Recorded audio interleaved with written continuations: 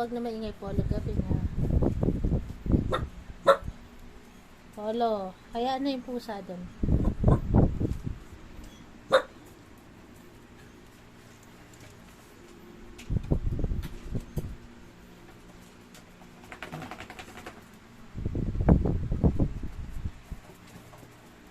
Bait-bait naman linisan ni Bibi Shelo eh, oh.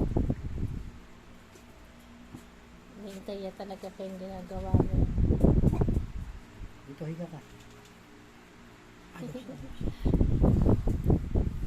Ayos. Mabango ang Shelo.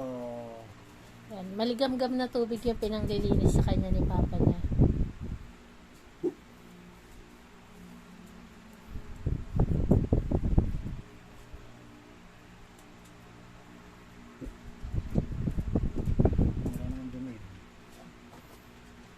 Para lang talagang madumi lagi yung balahibo niya.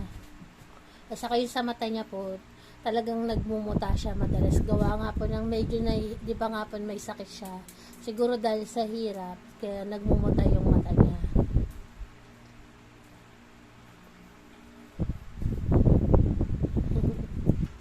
Anong yung nguya niya? Matigas kasi yung muta niya dyan, eh, no? Hindi naman pwedeng linisin maigi kasi nasasaktan siya. Oh. Hindi, kakakulay yan. Hindi yan muta. Teka, yung kabila. Kabila.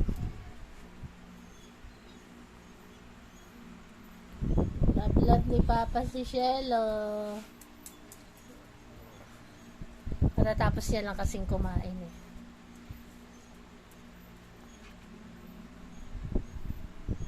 Mamaya, laro tayo. Wiwi ka na dyan sa sapin mo para diretso palit na. Nagwiwi na ba siya? Tati ko. Ay, hindi pa.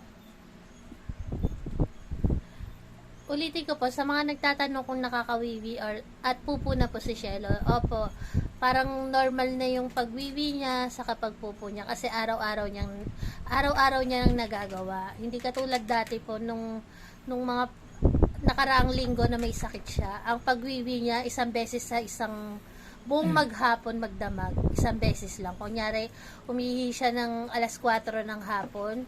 Ang ulit na po nun ay kinabukasan ng madaling araw. Ganun yung pinagdaan ng hirap ni Shelo. Tapos sa pagpupo niya, umabot ng 3 araw na hindi siya nakapagpupo.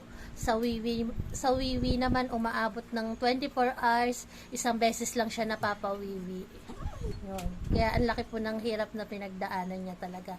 At thank you Lord, ngayon po normal na sa isang araw nakakailang wiwi na siya. Madalas na siya nakakawiwi.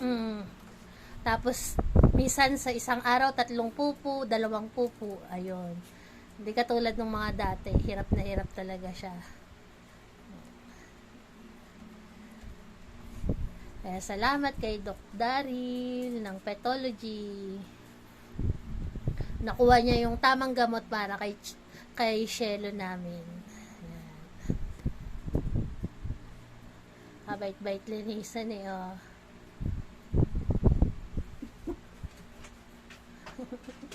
Galing na, si Shelo namin. Mamaya tulog na yan, pares ko na.